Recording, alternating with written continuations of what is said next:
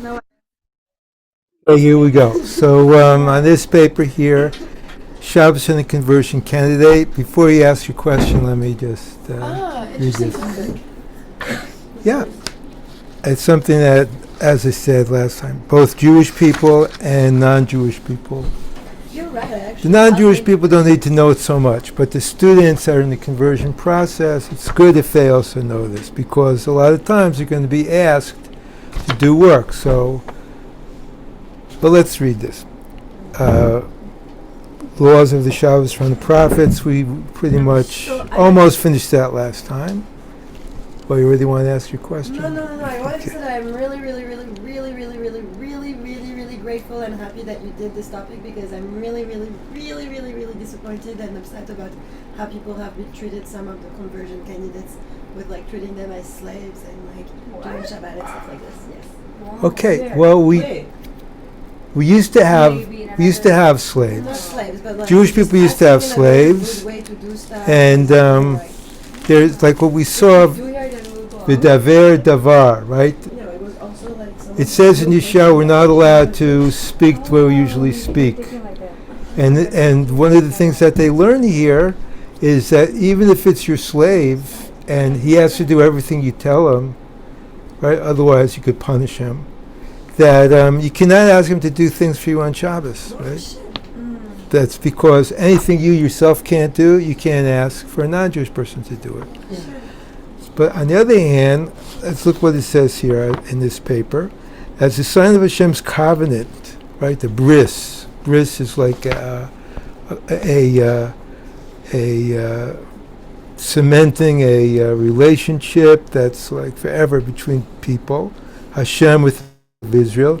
He granted them the mitzvah of Shabbos, right? Even though Shabbos was before anybody was really created, right? Hashem, well, he created Adam, and then he 6 days, and then he rested on the seventh day. But later on, he gave the people the mitzvah of Shabbos, right? Really, that says that all the time they were in Egypt, that we didn't do work, we kept Shabbos.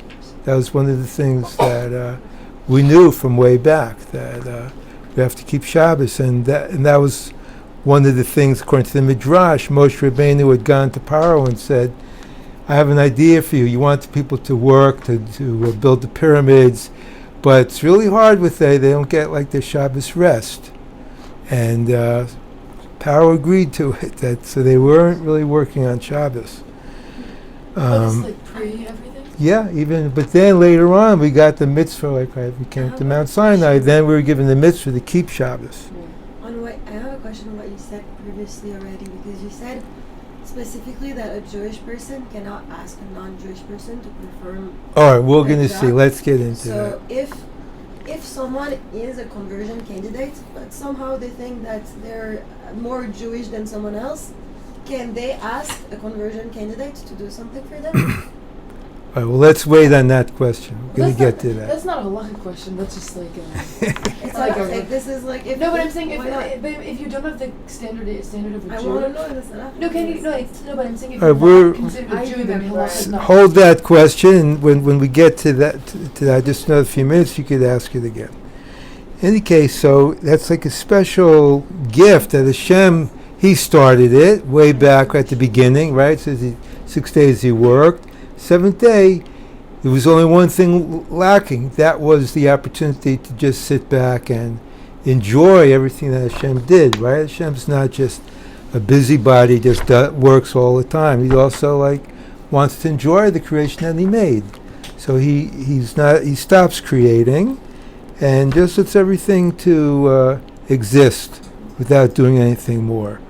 And this was something that Hashem bestowed upon the Jewish people as a special gift and a sign that we're together with Hashem. We're co-creators.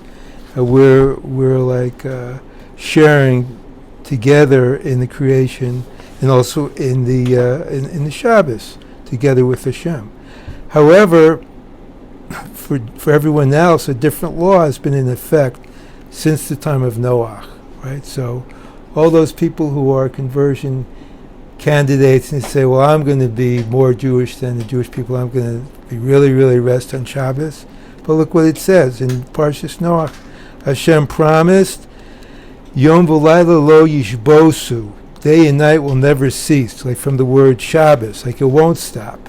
The creation will continue. Day and night will continue. Not like during the flood where Hashem changed the stars and changed the order of nature, and now there was an imbalance and there started to be floods. Nope. It's going to be. It's going to continue the way it's supposed to. But from this word, which shares the same root word as the word Shabbos, the rabbis learn that mankind may not stop working. Indeed, a non-Jew who remains idle for an entire day, even if it's not the seventh day, he's liable to be punished by heaven. This is what the Gemara says, that You're not allowed to make a non-Jew work. you cannot work. You cannot be idle for an entire day unless you're Jewish. If you're Jewish, so you have a mitzvah to keep Shabbos. If you're Muslim, you cannot just say, well, on Friday I'm not going to do any work, just like the Jewish people, I'm going to make a Shabbos. Or if a Christian says on Sunday, I'm going to make this like my day of rest, I'm going to be just like I'm not going to do any work at all. Those people are liable to get punished by the death penalty, because it says lo yishbosu. It says don't make Shabbos. The Jewish people have a mitzvah to keep Shabbos, not the other nations. So if somebody says, well, even before I convert, I'm going to make Shabbos totally, that's like not so good. Like, okay, a person's not Jewish, they could do what they want, but we're giving them like what's it called in Torah, Eitzah Tovah, like good piece of advice. Guard your health, guard your spiritual health. Don't keep Shabbos, because that's not your thing. You're supposed to keep working. That's what's healthy for you, right? A lot of people know if they're just idle all the time, like rich people, right? They have nothing to do. Not so healthy. They're going to go get depressed. They're going to get, do bad things. So work, we know it's like a healthy thing. It's like a good thing. So then, I have a question. Yeah. If someone wants to become Jewish but is not Jewish yet, and they used to keep like the Sunday rest, but now they wanna be more aligned with where they're going to. So instead of doing that, because they had already that rest day inside of their week, so they're just deciding to change it to the Shabbat. Right. Is it? Okay. Well, they could maybe take a vacation on that day. I'm not saying a person shouldn't take a vacation, but what we're talking about here is these laws of Shabbos, which are sort of arcane. Not everybody knows them, even like the biggest rabbis. They don't know all the details, right? So it's very, very likely that even if they say, well, I'm going to keep Shabbos, they're not going to keep it 100%. They don't. Very, very hard to know all the laws, And we have, good students that they're asking us questions, they're asking the Rebbe questions, and she's asking me. I say, well, I don't know the answer. Opening the cans and opening packages and cutting the birthday cake with letters, all kinds of things that you wouldn't necessarily know about these things. So also these non-Jewish people, hard to believe they're really going to be not doing any work at all. And that's really what we're speaking about here. If they want to take a day off from work and do something relaxing, that's not forbidden. But to really keep all the laws like that would be spiritually detrimental to them. Yes? I feel like if a non-Jew wants to keep Shabbat, even if they're physically not doing anything, there is a mitzvah not to speak of things of Yom Chol, politics and work and that. Right, that's another thing. Right, that's more like we saw last time from the prophets. Don't speak the way that you speak during the week. Speak about Torah things, speak about holy things. So this prevents a dilemma for conversion candidates. On the one hand, you should learn, practice all you can about the Holy Shabbos, right? Just like before person's bar mitzvah, they have to learn, they have to practice. They're not going to be expected to now all of a sudden start to do everything. As soon as they become obligated, they have to already learn and practice before they're actually obligated. However, on the other hand, until your spiritual transformation is complete, you must be careful to do some halacha, work or action which is forbidden for a Jew to perform on Shabbos, right? So some people tear toilet paper. We use tissues in our toilets, but what? The paper piece is very hard. But it's hard sometimes to forget to tear. So like not the line. You're not allowed to tear. Right, and you could also use a shinui. You do it in a different way. You could tear with your elbows. You tear it some other way. It is, considered to be like an important mitzvah to clean yourself after going to the bathroom. It's called, the honor of people. Like this, personal hygiene is something that very, very important for a person to guard it. So that's important. And nevertheless, so here I continue. Being exempt from the laws of Shabbos may at times enable a non-Jew to render special assistance to Jewish people who are otherwise unable to attain a certain end, which requires malakah to be formed on Shabbos. In general, it's a mitzvah to do a kindness to help another in need. Yet on Shabbos, a Jew is limited the kinds of help he can receive. He is limited in the kinds of help he can receive from a non-Jew. Therefore, thus before he seeks the assistance of a non-Jew on Shabbos, he should either be well versed in these halachot or have obtained permission from a Rav. So in other words, what I'm saying is that let's take advantage of this prohibition of a non-Jewish person to rest on Shabbos and turn it to his advantage. That, okay, you can't keep Shabbos. We know that a conversion candidate wants to try to do as much mitzvah as he can. But on the other hand, you could now use that opportunity to do chesed, right? To do a kindness, to help somebody. That's even that's also a very big mitzvah, right? Shabbos is a mitzvah. Also, doing help and doing kindness is also a very big mitzvah, especially like on Shabbos, where the non-Jewish person he's stuck. He can't do what's maybe necessary for him. He didn't tear the toilet paper before Shabbos. Well, you come in and tear the toilet paper. That's not going to be so nice. But to do some kind of a chesed that can help a Jewish person, that's something they can't do, that could be a very big mitzvah for that person. That non-Jewish person is doing a chesed, which it's also a mitzvah for B'nai Noach to do chesed, to be nice to people. Okay, so that's sort of like the introduction, but now we're going to see that it doesn't mean everything. Everything the Jewish person says, grill me a steak, pick me some flowers, go buy me some beer. Not everything that the Jewish person might want is allowed for him to benefit on Shabbos. Not everything, even if he hints about it. So we'll see. Okay, we're going to see. Question? If the person is not even asking for specifically something that they need themselves, can you get benefit from it? Right? He does it by himself. I see you.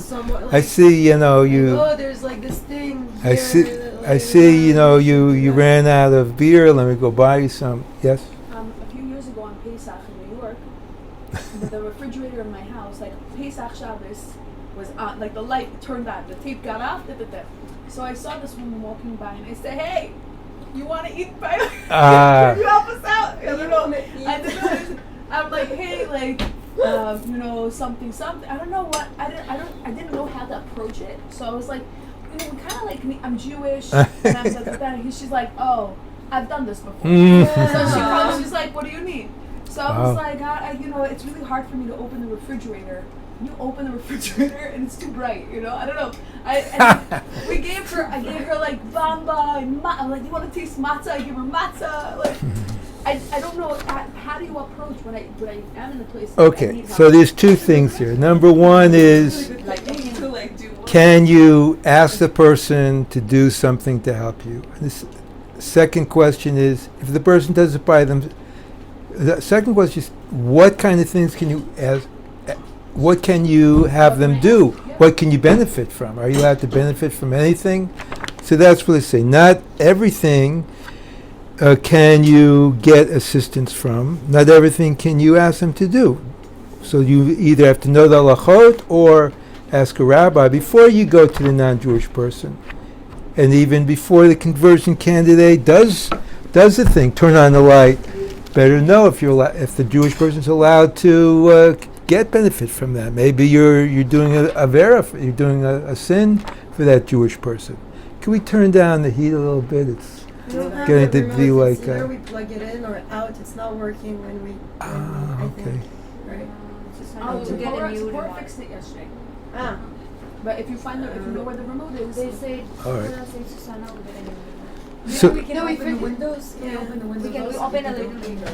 Let's open both. Let's see. So the halacha forbids a Jewish person from one directly requesting the performance of a malacha from a non-Jew. okay. That's in many cases, not all cases. Some cases he could, as we'll see, directly request, do this, do that.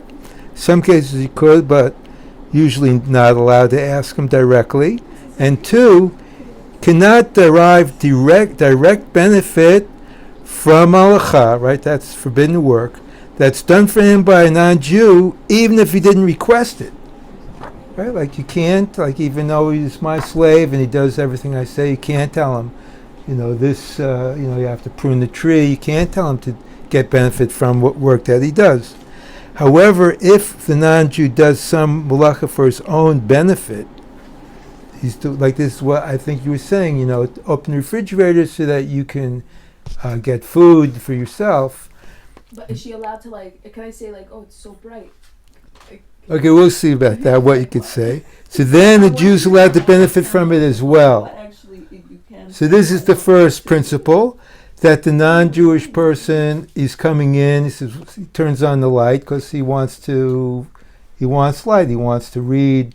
And the Jewish person says, well, I'm also going to go sit here and read. So that's no problem. Because the non-Jewish person didn't do it for the Jewish person. Did it for themselves.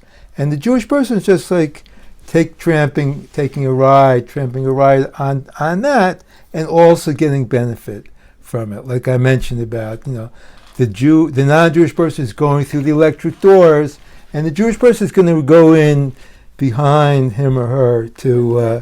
He's also getting advantage from the work that the non-Jewish person does. So also the Jewish person is able to get benefit from it. The non-Jew is not doing it for the goy is not doing it for the Jew. Yeah. So let's say I'm living in an apartment complex, Jews and non-Jews. So someone goes in on Shabbat in the elevator. Yeah. I'm allowed to go in the elevator if Yeah, a non-Jew I would do think it for so. himself? Right. Yeah. But Wow. you can't say There are different things about elevators. you can't say could you press number 6? You can't tell him what to do.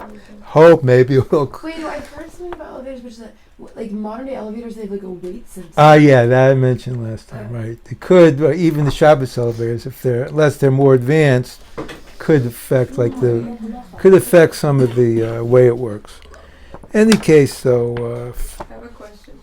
Yeah, go What ahead. if somebody's really attuned to your indirect communication, so that it's basically asking? So if you They're say, doing it for the Jew, then they're not doing it for themselves. yeah, but it's your best friend, so you're All right, say, so here's the thing. it's Okay, so bright. so that's You the don't next need point. it, so that's basically First asking point is because they know clear. it. If the non-Jew is doing it for himself, Yeah. then the Jew can benefit. That's number one. Now let's go further.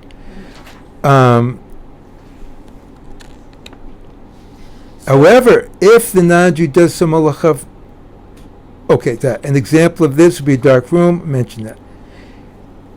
If, however, he turns on the light only to help the Jew, right? This is your question, right? I see, you're singing in the dark.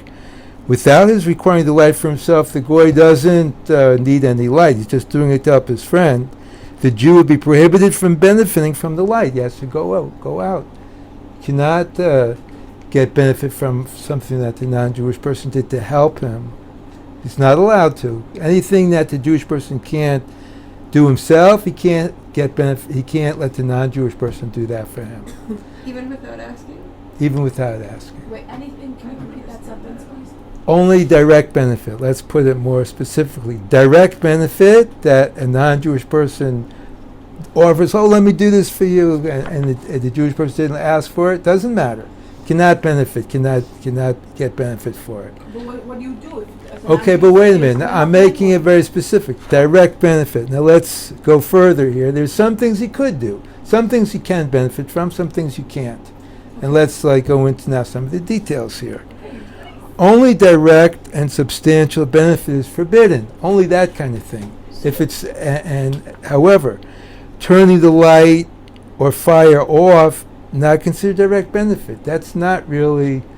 I want to save light. I want to help me go to sleep, but it's not that's considered to be a negation of something that you already have. That you could get benefit from. Like if the person says, "Oh, I see the light is on. It's hard for you to sleep. Let me turn it off." That would be okay. It's not such a benefit. The person could, put his eye thing patch on, or he could sleep even without the light off, even with the light on. I do it a lot. The Rebbe likes to read. Can't stop reading, so. Okay, I could sleep with the light on. But, so it's a little bit better and healthier if you sleep in the dark. So he could benefit from that. I can't say, well, you turn the light off, now I'm going to go to another place with his light. No, you don't have to. You could stay there, even though, because it's not such a benefit. Question. But let me just go a little bit further, and then I'll take the question. If there's already some light in the room, it's possible to read, though with difficulty. Lighting additional lights, although it makes the reading easier, it's not considered a substantial benefit. In cases like this, a Jew might benefit, although he's still forbidden to ask for assistance directly. Right? So here's a case where the non-Jew says, it's pretty, it's not so. Maybe you want more light, and he turns on the light for him. Jewish person doesn't have to leave because there was already some light. I could read. I could hold my paper up, to the window. I could see enough. It could read a little bit, so it's not considered to be a substantial benefit, and he could get that. He could enjoy the light that the non-Jewish person lit for him. And in cases like this, a Jew might benefit, although he's still forbidden to ask for assistance directly, but he could hint. He's permitted to hint indirectly. And so here's maybe what you were doing with your case by the refrigerator. Rather than ask, could you please turn on more light for me? Right? Even he could get that benefit because there is some light, just once more. He should say instead, the light in here is pretty dim, it's hard to read. And then he's not telling the Jewish person, he's not telling the goy or even hinting to the goy what to do. You're not saying,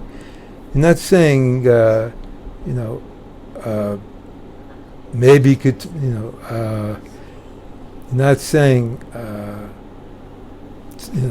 how would he hint at it? It's like saying, he's hinting it to him that the non-Jewish person will understand from himself what the Jewish person needs.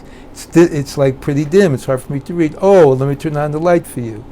It's not saying, it would be great if it would be such a nice thing if you would turn on the light. He's not telling him directly.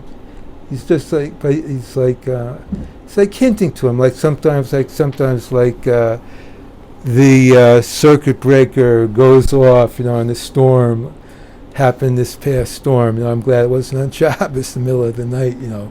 But if it is, you could say, well, we have no electricity, and look, this switch is down. I'm not telling them, turn this switch up. Just telling them, this is the situation. I cannot open the refrigerator because I'm Jewish, and if I open it, the light's going to go on. I'm not allowed to do that.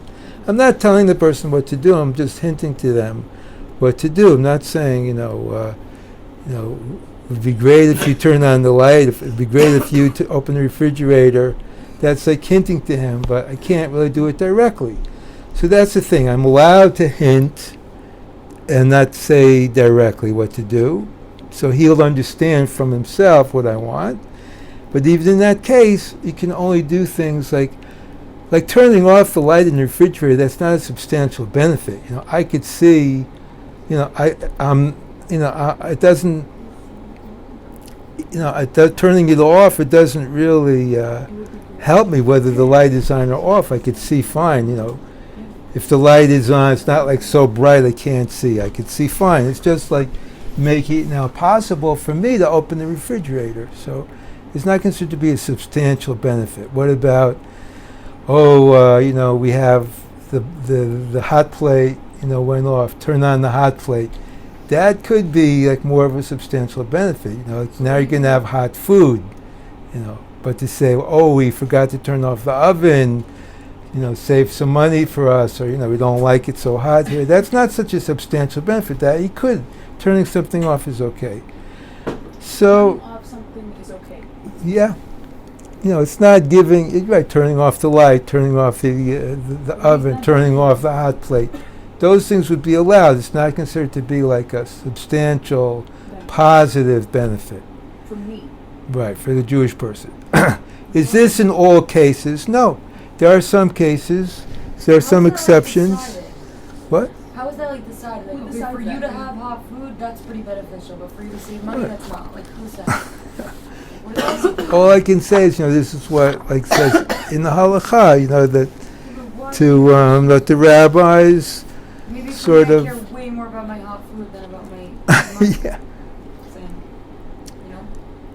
Same. Well, those things that you care a lot about, those are usually, more of a substantial direct benefit. But Then you can't these are be things the that, person who okay, care more we about could maybe look at it more, like in the Gemara, in the Halacha. I'm just giving you now, sort of like the conclusions,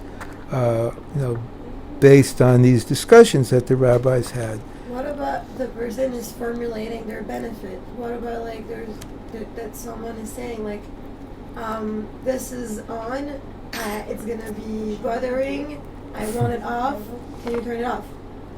Yeah. If it's turning off something, is literally it's expressing that he will. Expressing a need. I think that's like a hint. As long as you're not telling the person even indirectly what to do. No, they told Like they're saying, very directly.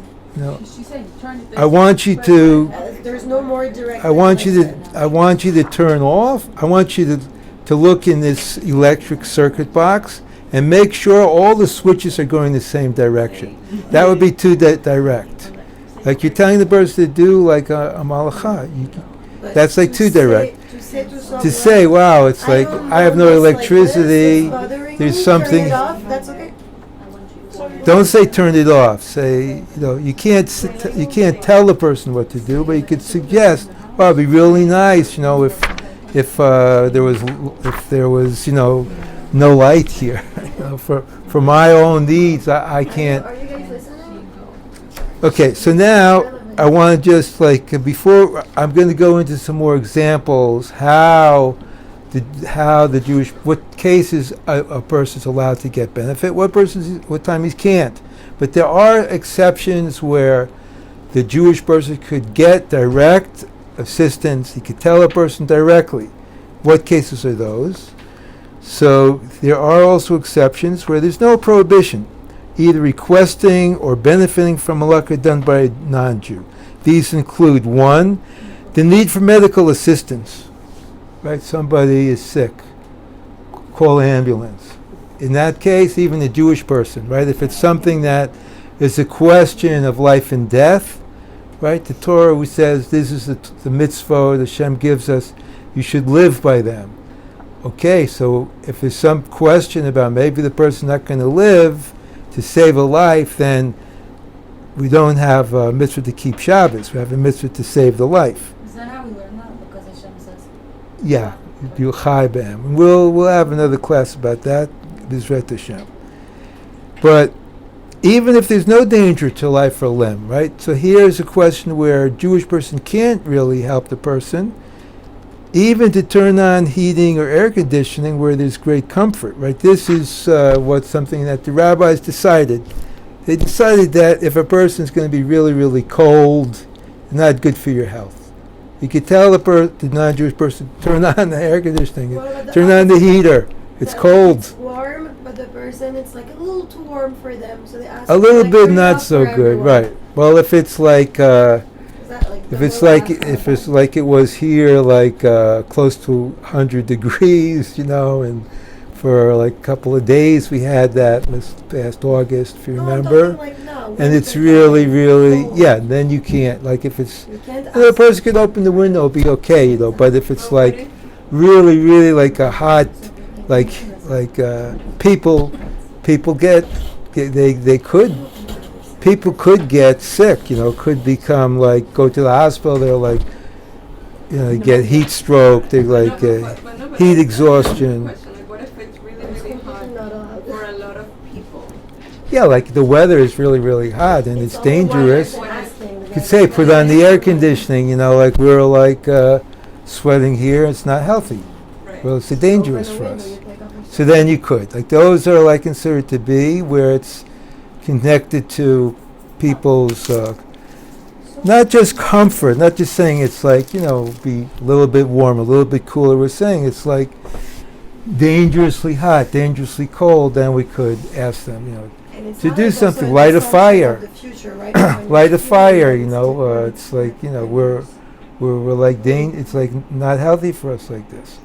And as well as other medical things that are, maybe rabbinical in nature, like where a person like would say like I cannot do this on Shabbos, like and we'll get into like the more medical things like at another time, but we'll see like there are certain categories of medical assistance that a Jewish person can't do it, but you could ask a non-Jewish person to do it.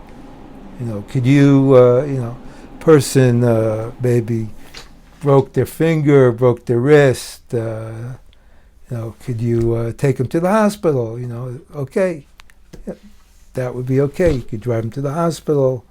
It's not life-threatening necessarily. Could be certain breaks, or I saw one of the Goldstein boys, I forget who, his arm would look like a bolt of lightning like that, Said, you better go to the hospital, that could be fat embolism, could be dangerous. So I said, you call a Jewish person to take you there. It's B'chorach Nefesh. There's also leniency regarding Halacha, which is rabbinic in origin, provided there is great need, or in order to perform a mitzvah, right? That here maybe like or to avoid extensive property damage. Even if it involves malacha forbidden by the Torah, you could ask a non-Jewish person to do it. These are three different cases, right? Great need, maybe, and or like a person like these are three things like where there's a rabbinical prohibition, like we have to call the police. Let's say call the police. There's what kind of a malacha is to call on your phone? It used to be when you call on your phone, it would be a Torah prohibition because there would be like an operator. When you call the switchboard, a light would go on.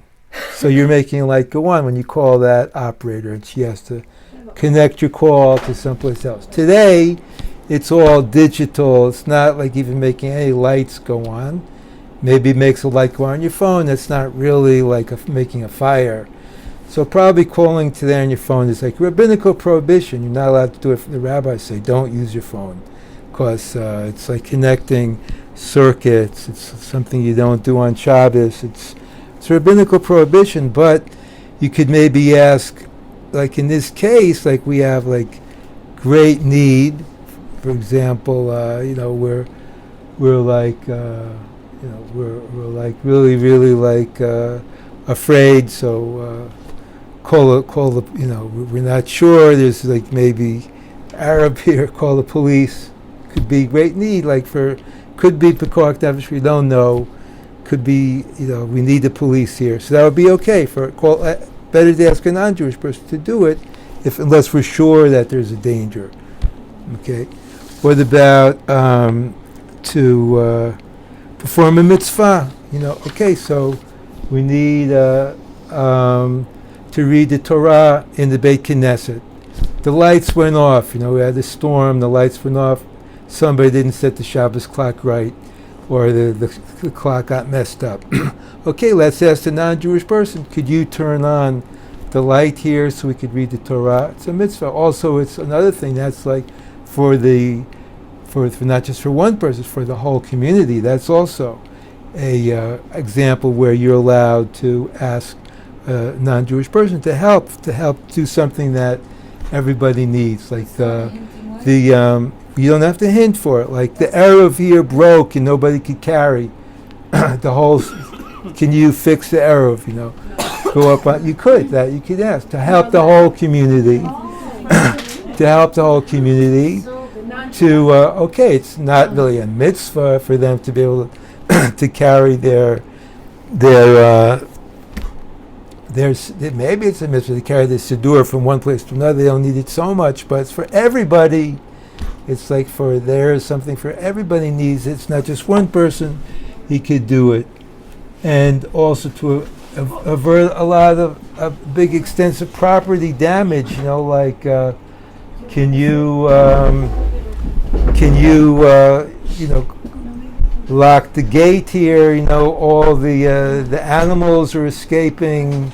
Or my horse is gonna get lost if you don't catch him and bring him back. He's cost a lot of money. So it's like that could be a Torah thing. So I don't know. That's but these are things where with a rabbinical prohibition is one thing that a Jewish person can't do it. Telling a non-Jewish person to do a malacha, that's also a rabbinical prohibition. When you have two prohibitions from the rabbis, so then in one of these extreme cases, then you're allowed to get benefit. As they call it, double rabbinical prohibition, both like turning on, like one of these lights, for example. One of these, let's say, these lights are also not from the Torah. It's a rabbinical prohibition. That's number one. Number two, I'm asking a non-Jewish person to turn it on. So it's both a non-Jewish person doing it, and it's also doing something that's not from the Torah, but from the rabbis, so that you're allowed to get benefit. You're allowed to get benefit from it. For example, I was reading about the police people on Shabbos. They could use their cameras, because it's a rabbinical thing, and it's also that's also a non-Jewish person could turn it on for them. So these are some of the exceptions, right? Let's now look at the last paragraph where if only thing you understand is what it says here, these 5 points, so this is going to help you. This is a summary list of work that a non-Jew, he may perform for a Jewish person on Shabbos. So if it's one of these things that you need help for, so you could ask a non-Jewish person to do it for you. And also the non-Jewish person, he should know if it's one of these things, otherwise, forget it. And by the way, we do not condone, in the middle of the night on Shabbos, men coming into the campus here, saying, knocking on the door, we don't have electricity, could you turn on the light for us? We don't like men to come around in the middle of the night, even though, it could be sometimes, in the caravan, the electric system often goes out if it's raining, if it's cold. It's best not to disturb, the women in their sleep in the middle of the night. We don't like to do that. People do that before? Yeah, people do that, but Like we had, the neighbors. No, we had publicized. We publicized it like in by line WhatsApp. We publicized. Nobody's allowed to go. I don't know, maybe to disturb people. And we even publicized some of these things. Like don't ask people to do work that maybe they're not allowed to do. I think last month we have a guest here in the retreat center. I think one girl also asked me like if there are any conversion students who can turn on the lights for Okay, me. well let's see what you can do, what you can't do. So number one, like we said, turning off a light, Is allowed. turning off electric appliance, that's okay. That's on this list. You're allowed. A Jewish person would be allowed to hint, and get benefit from that. A non-Jewish person, right? They don't want to do something forbidden to cause the Jewish person to do something forbidden. They would be allowed to do that. Number two, turn on the heater when people are cold, and also, let's say, turn on the air conditioner when it's really, really hot and people are in a difficult situation. Number three, like we said, turn on a light or appliance, even cook for somebody who's sick and bedridden. That's called a chol she'ein bo sakana. It's a person who is sick but not dangerously ill. We're not talking about life-threatening. Life-threatening, best to ask a Jewish person to do it because that's like a mitzvah, right? It's like to save a person's life. We don't want people to think, oh, you can't help a sick person. You could. But in this person where the person is it's not like a question of saving his life, but he's like, really like in bed. He's like can't do his normal routine. That's the case where we say that he could ask a non-Jewish person. Also, a child less than 9 years old, that person also, this child, he locked himself in, go somehow, like get some help to open the door. He's a child, he needs, like, if he's very, like, also he's not maybe sick, but he's a child, he's like vulnerable, he's delicate, he needs help, cook him, make hot cocoa for him, he's like crying, he really needs it. If he doesn't get it, he's going to be miserable all Shabbos, You could ask a non-Jewish person to do work which is even though it's forbidden from the Torah, if it's for one of these people who is really, really sick, or for a child less than 9 years old, to because they're like they're vulnerable. Like I said, number 4, work that benefits the entire community, turning the light on in the Beit Knesset, fixing the roof. That you could also, no problem. Isn't there like a prohibition of eating food that a non-Jew cooked? Like if they... Okay, that is a good question, but I think what they say is here for a sick person. It's okay. Right, that's a rabbinical prohibition. Don't. Right, we're worried that you're going to maybe. Mingle? Right, you're going to come to marry the person or get to buddy and friends with these non-Jewish people if you're eating their cooked food. Here it's not a problem because the person is sick. And he needs meat, otherwise he's going to be too weak. That's what they used to say, we check the animal, slaughter the animal, make the person meat, otherwise they might die. That used to be like the health food for one in that prior generation. They needed fresh meat in order to keep their strength. That's what they used to do. Maybe it was true for those people in their generation. I don't know. Today people would say, give the person some sprouts, some tofu. But yes. Yeah, the first time I reached here in Israel, like my cousins are in Kiryat Arba, they were like teaching me like the rules how I need Yeah. to stay in the homes, like I need to break the Shabbat like one way or another, but they don't want to touch my phone things and all, just to tear a little tissue paper. They just want okay. it. They don't want me to do Yes, a lot okay. of things. And after that, they teach me Right. how to cook. Right. Like they light the candles for me, and it's very convenient for me. It's so good. Like as if like they eat whatever I cook because they Okay. light a candle for Yeah. me. They take off the plug. Good. I take the fire from the candles. And Yes. I light Okay. it with them. Well, we It's did so speak good. about that, about how you could make the cooking that a non-Jewish person cooks for a Jewish person could make it Bishul Yisrael, if the Jewish person will put it in the oven or They turn teach on me the so much fire. about that. So that's good. Here we're just saying like, so right, it's so a non-Jewish person should do some kind of malacha,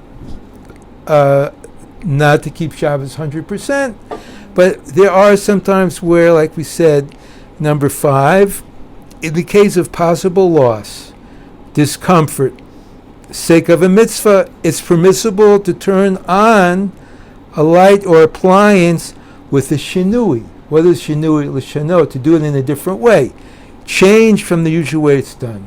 Right? So this is what we're saying is like a double rabbinical allowance. Right? Number 1, he's asking a non-Jewish person. Number 2, the non-Jewish person is doing it in a different way than usual. He's doing it with a shinui.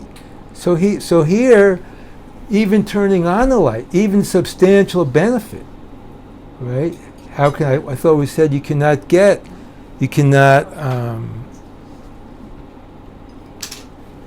So here we're saying it's one of these cases: possible loss, discomfort, sake of a mitzvah.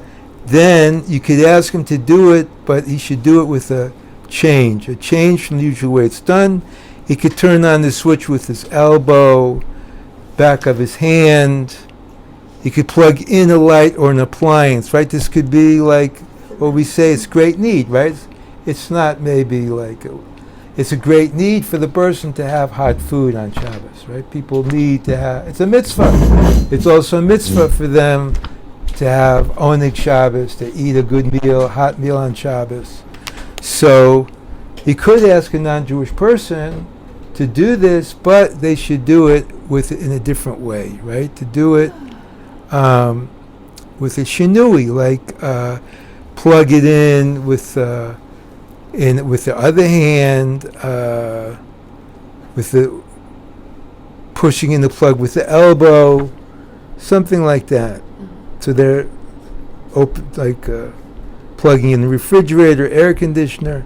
If that's not possible, use the opposite hand. So these would be cases where person's able, because it's a mitzvah, then he could get benefit from the non-Jewish person. But it's best if they could do it with a shinui, with doing it in a different way. Okay, so you have any questions about what we talked about today? I Sophie. love this class. Okay, Halacha is good. the best. Thank Halacha you. is the best. Wow. Okay, well, Wait, can I ask a question? yeah, go ahead. Can you benefit from a malacha after Shabbos? I'll be honest. If they did work on Shabbos and now you want to benefit Like, after for example, my Shabbos? parents don't keep Shabbat and say they made totally kosher food. But I it know was there's a like, Right. process how to Okay, do so there's a process how to wear it. so if the person did work on Shabbos, that and they gets a little. It's like depends if they did it unintentionally or intentionally. If they did it unintentionally, they themselves cannot get benefit from it, but after Shabbos they could. Not on Shabbos they can't. If they did it unintentionally, yeah. but right as Shabbos goes out, now they could get the benefit from it. Okay. If they did it unintentionally, if they did it intentionally, they know it's wrong, then they could never get benefit from it even after Shabbat. Oh. But somebody else, after Shabbat, they could. Okay. Then they could. But you're supposed to wait. Say like it took them 40 minutes to cook that food on Shabbos. So then you have to, as soon as Shabbos goes out, you have to wait 40 minutes, and then you could get the benefit from it. Just like the time that it would have taken on Shabbos, they would be allowed to get the benefit from it. Wait that amount of time after Shabbos. So, okay, thank you. Yeah. You have questions about anything else Yeah. before we stop for today? Okay, so we're going to take a question. Wait, Rabbi, can we ask a question? Yeah, go ahead. Said something. We just want to know about clothing. We're just talking about it. Is the rule you're not allowed to take off two clothes at once? Like if you have like pants and a skirt on, can you just take both clothes off at the same time? Or put it back on at the same time? We need to put Or it there sure, one like, let's by say one, I'm wearing right? 2 shirts. Can I take off 2 shirts? Do I have to take off 1 shirt? Oh, okay, so right, I think that this is like talking about putting on 2 clothes at the same time. Was that? It's like something that if you do things like that, like if you wear clothes inside out, something I remember, like something like that, it's considered to be bad for your memory, for your emotional state. And there are things like that to put on. Are you saying like to put on 2 clothing at the same time? Yeah. Take off 2 things? I have to check that. I don't remember exactly. Also, why? I think I remember something vaguely like that. Also, why? All right, there are a lot of things like that, like things like you don't eat like like an egg that was taken out of its shell, like left overnight. Don't eat like an onion that was peeled that was left overnight. So there are things like that that are considered, or like things that are considered to be like not are ill-advised, or like considered to be like could be psychologically, emotionally harmful for the person. So there's no reasons. These are things that are. There are some of the things that they're considered to be like impure forces, like water that was left exposed during the night. You're not supposed to drink that. Next day, unless it was covered, right? Your tea kettle wasn't covered. You're not supposed to drink that the next day. It wasn't covered, right? And they say this because, like at night, there's negative forces that have free reign, and you have to be careful about what they did during the night. So you don't want to drink that. But there are other things that